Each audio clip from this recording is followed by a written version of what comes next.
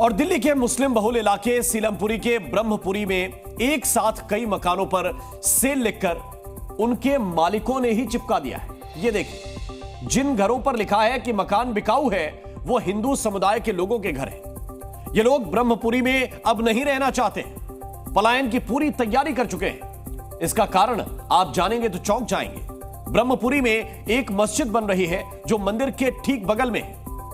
इससे कुछ ही दूरी पर एक मस्जिद 12 साल पहले भी बन चुकी है। अब इलाके के लोगों का कहना है कि सीलमपुर जैसे संवेदनशील इलाके में मस्जिद बनाकर लोगों को भड़काने की साजिश की जा रही है। घर के बाहर लिखा है यह मकान बिकाऊ है। यहाँ पे मस्जिद बना रहे गली में। यहाँ हमारा रहना दुश्वार हो जाएगा। मंदिर के सामने अगर मस्जिद बन जाएगी तो लड़ाई झगड़ा भी होएगा। यहाँ हम बहुत दिन से रह रहे हैं, मंदिर हमारा बहुत दिन से है। मंदिर के सामने गेट लगा रहे। 30% लोग तो हमारे लगभग दंगे की वजह से चले गए। अब ये मस्जिद बनेंगे, सब अपने घर बेचने को राजी हो गए। पहले जब हमारा मंदिर बना हुआ था तो उनको मस्जिद कैसे हमारे मंदिर कैसे बनाने लगे। दिल्ली के ब्रह्मपुरी में मकानों पर लगे इस कागज को बहुत गौर से देखिए। मोहल्ले में बन रही मस्जिद का ऐसा भी नतीजा होता है। कहां जाएंगे ये लोग? किस गली, किस मोहल्ले में जहां सुकून हो, मजहबी उन्माद की दुर्गंध ना हो, खून पसीने की कमाई से ईंट दर ईंट, दीवार दर दीवार जोड़ा, कर्ज लिया और अब दरवाजों पर कागज चस्पा कर बैठे हैं कि खरीदार मिल जाए। आशा चौधरी की दुख भरी दास्तान कलेजे में फूंक से उठा रही है। अब इसे आप बेच रहे हैं? अब बेचेंगे, क्या करें? क्या है, ऐसे तो रह नहीं जाएगा यहाँ पे।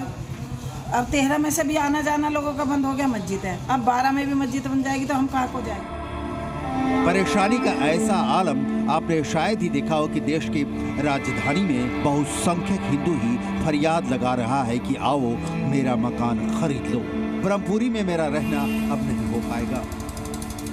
दिक्कतें आ रही है, कूड़ा करकट और सुबह शाम नींद हराम होती है। बच्चे पढ़ नहीं पाते हैं। रात में काम होता है, मशीन का मेरे पीछे काम होता है। मंदिर भी हमारा सब 1984 से मंदिर बना हुआ है और जब मस्जिद के सामने भी अनाउंसमेंट होगा और यहाँ कीर्तन होगा तो दंगे तो होंगे ही होंगे, चाहे उसे कितना ही रोक लो, दंगे तो होंगे। दिल्ली में पलायन वाली दर्द भरी दास्तान लोगों के लबों से निकलती आह बनकर सीलमपुर में शोले भड़काती दिख रही है। क्यों? ऐसा क्या हुआ कि एक मस्जिद की दीवारें खड़ी होने लगी और लोगों के दिलों में दहशत वाली हवा तूफान सी चलने लगी।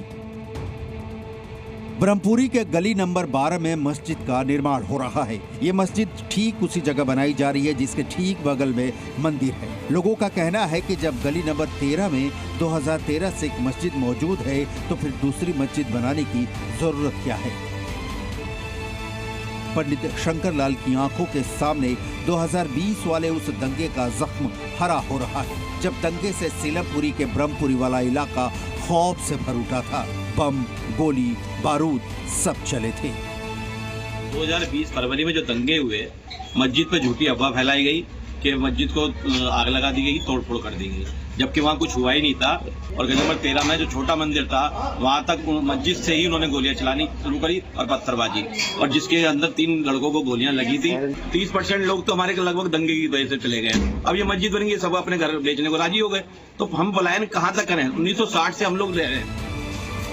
यह भय है सीलमपुर के उन हिंदुओं का जिनका आरोप है कि समुदाय विशेष जानबूझकर इलाके की डेमोग्राफी बदलने के लिए एक और मस्जिद बनवा रहा है।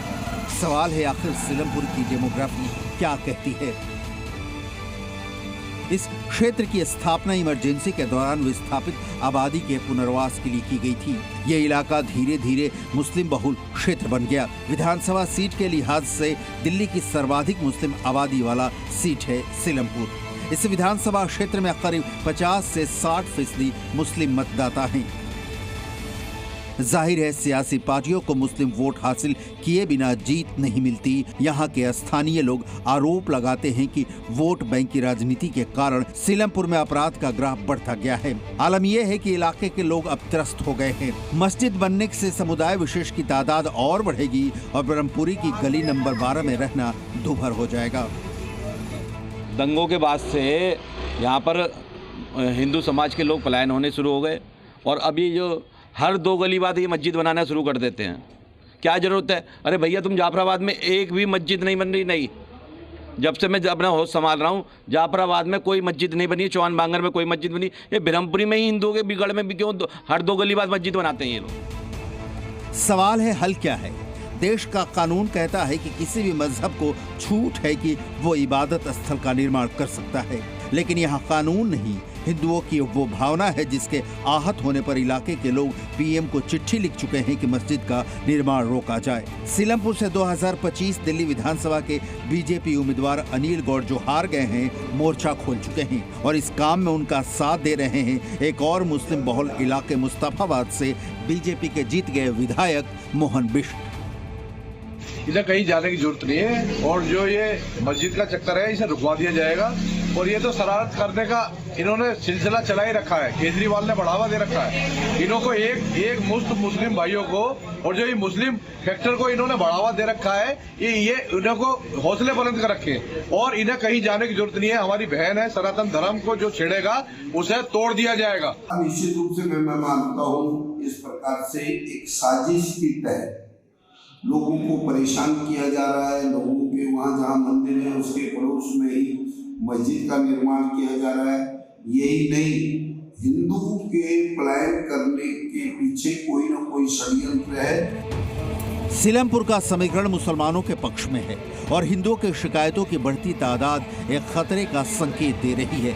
सांप्रदायिक सौहार्द की गिरह खुलकर कहीं बिखर न जाए, इसके लिए प्रशासन को वक्त रहते सचेत होना होगा, वरना ब्रह्मपुरी में नई मस्जिद निर्माण को लेकर जो हवा चल रही है उसमें जहर घुलते देर नहीं लगने वाली। दिल्ली से राकेश चावला के साथ ब्यूरो रिपोर्ट, जी मीडिया।